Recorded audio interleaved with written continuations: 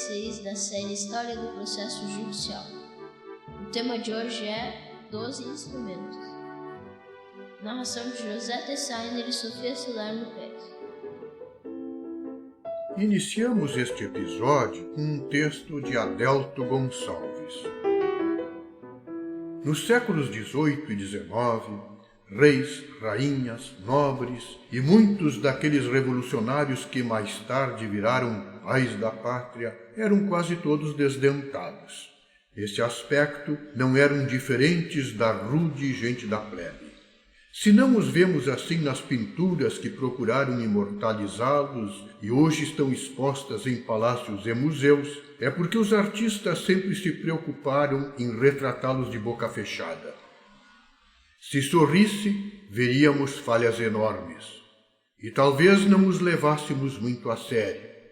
Um desdentado é motivo de riso. Na verdade, a dor de dentes é um dos flagelos que atravessaram o século XVIII. Não havia quem, de qualquer posição social que fosse, não se queixasse do mal. E em cartas pessoais e nos relatórios burocráticos que repousam em arquivos, há sempre esse tipo de queixa. Como lembra o historiador Robert Darnton, nem mesmo monarcas estavam imunes à dor de dentes. Os médicos de Luís XIV quebraram sua mandíbula na tentativa de extrair molares apodrecidos. Claro, não havia equipamentos adequados nem qualquer tipo de anestesia. Acostumados às comodidades oferecidas pela tecnologia odontológica que surgiu já na segunda metade do século XX, não somos hoje capazes de imaginar o terror que representou para o homem do século XVIII a dor de dentes. Quando pesquisamos a documentação da Capitania de Moçambique, Rios de Sena e Sofala, que está guardada no Arquivo Histórico Ultramarino em Lisboa, encontramos extensas cartas do governador e capitão-general Dom Diego de Souza ao reino, rogando seu retorno.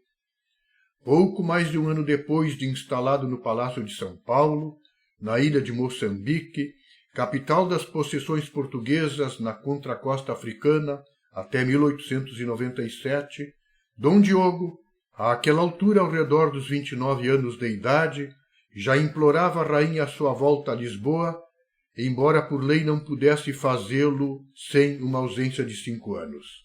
Dom Diogo até anexou a um relatório o atestado de um cirurgião-mor, confirmando que padecia de uma afecção escorbútica que lhe fizera cair os dentes.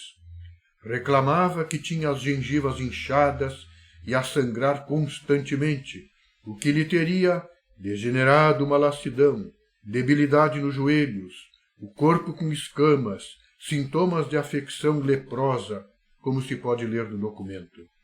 Se a vida já era difícil para um nobre, como Dom Diogo de Souza, que podia reunir em torno de si o que houvesse de melhor no burgo acanhado que comandava, imagine o que passavam os demais. Deixemos agora Adelto Gonçalves para conversar com Joaquim José Antônio Pereira e Souza, que lá pelo ano de 1814 dizia: Instrumento é a escritura feita para comprovação dos fatos que se deduzem em juízo. Instrumento, aí, é a escritura pública ou particular que tende ao fim da prova. Diz Moacir Amaral Santos que instrumento é prova pré-constituída de um ato, no que se distingue de documento em sentido estrito, que constitui prova casual de um fato ou ato. Assim, a procuração é o instrumento do mandato, isto é, um escrito produzido para a prova do mandato. Os e-mails são documentos em sentido estrito, porque, de regra, não são redigidos e enviados para servir de prova. Em sentido amplo, qualquer escrito é um documento. Em sentido mais amplo ainda, documento é tudo que transmite um registro físico de um ato, como fotografias, desenhos, filmes, etc.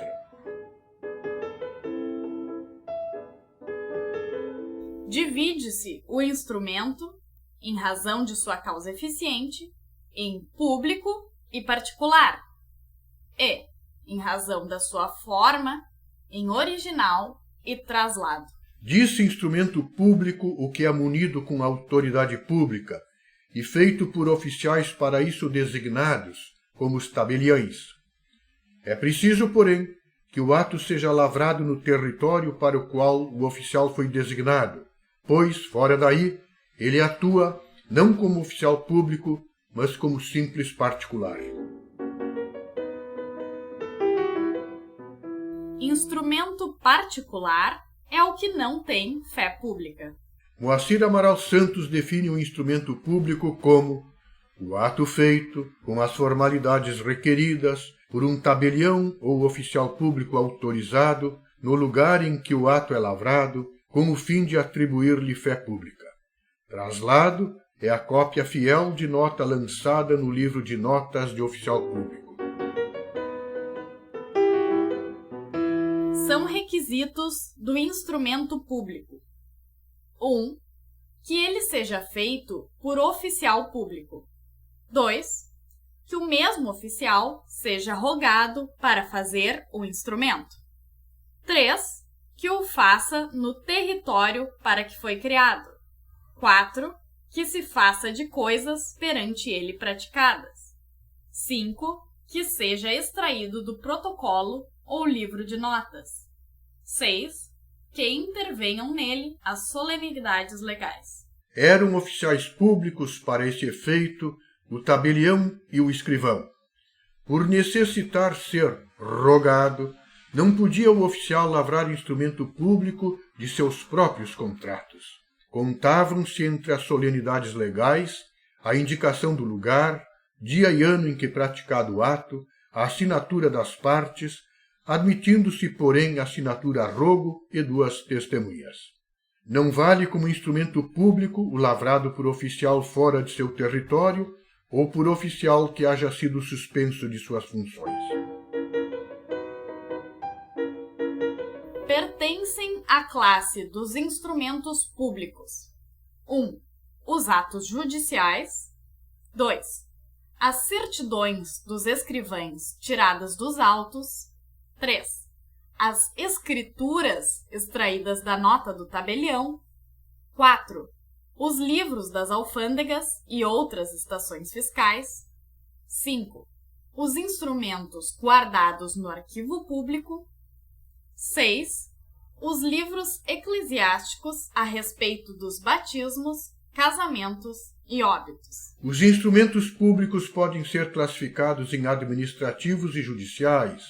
Administrativos, os que provêm de autoridades, funcionários e empregados da administração pública, autenticando atos do poder público ou assentos das repartições. Judiciais, os que, provindo de oficiais da justiça, se refiram a atos processados em juízo, tais os atos judiciais e as certidões dos escrivães, extraídas dos autos. Tem fé pública a certidão do escrivão, que é a narrativa do que se passou na sua presença tocante ao seu ofício. Faz plena prova o instrumento. 1. Sendo solene e autêntico. 2. Sendo original e não traslado. O instrumento público só faz prova contra os que nele intervieram, não contra terceiro. Entendia-se, porém, que fazia a prova plena o traslado, se passado pelo mesmo tabelião que escreveu a nota. Fazia a prova também contra os herdeiros e sucessores. Mesmo contra terceiro, o instrumento público provava rem ipsam. Assim, a escritura de compra e venda de um prédio provava, ainda contra terceiro, que houvera o contrato de compra e venda. Ensina Moacir Amaral Santos que o instrumento público faz prova suficiente, não somente entre as partes, como em relação a terceiros, quanto à existência do ato jurídico e aos fatos certificados pelo oficial público. Isso significa que o instrumento público faz em juízo prova bastante, não só do ato ou convenção, como também dos fatos declarados pelo oficial público que se passaram em sua presença. Observa, porém, que a eficácia probatória em relação a terceiros não deroga o princípio de que os atos das partes não beneficiam nem prejudicam terceiros. Esse princípio permanece inalterado, porque os terceiros não incorrem em obrigações, nem adquirem direitos em virtude de um negócio jurídico estar comprovado por um instrumento público, mas somente não poderão desconhecer a realidade histórica do negócio realizado. O instrumento particular não prova a favor de quem o escreveu. Prova, porém, contra ele se o produz em juízo ou o reconhece. Contudo, os livros dos negociantes e mercadores, observados os requisitos legais, faziam prova semiplena em seu favor.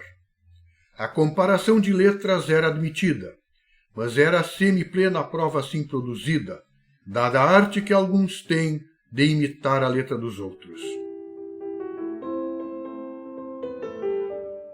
Produzem-se os instrumentos dentro da dilação, ou depois dela, até a conclusão da causa. Havia, contudo, muitas exceções, entre elas a dos mencionados no libelo, que deviam ser desde logo exibidos. O Código vigente estabelece que compete à parte instruir a petição inicial ou a resposta, com os documentos destinados a provar-lhe as alegações, sendo lícita, porém, ajuntada aos autos em qualquer tempo, de documentos novos, quando destinados a fazer prova de fatos ocorridos depois dos articulados, ou para contrapô-los aos que foram produzidos.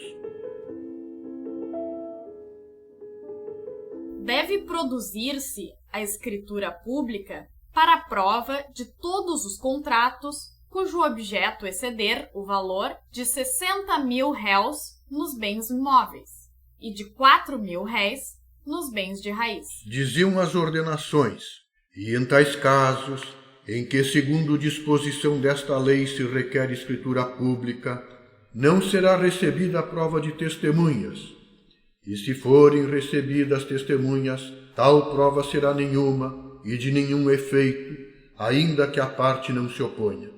O Código Civil vigente estabelece que a escritura pública é essencial à validade dos negócios jurídicos que visem a constituição, transferência, modificação ou renúncia de direitos reais sobre imóveis de valor superior a 30 vezes o maior salário mínimo vigente no país. Infringe-se a fé do instrumento pelos seus vícios. 1. Ou internos e invisíveis. 2. Ou externos e visíveis. Eram vícios externos, entre outros, a cancelação, a rasura, a riscadura, a interlinha, a diversidade de tinta. Eram vícios constatáveis à primeira vista. Mais difícil a prova de vício interno, como a desconformidade entre a vontade declarada e a constante do instrumento.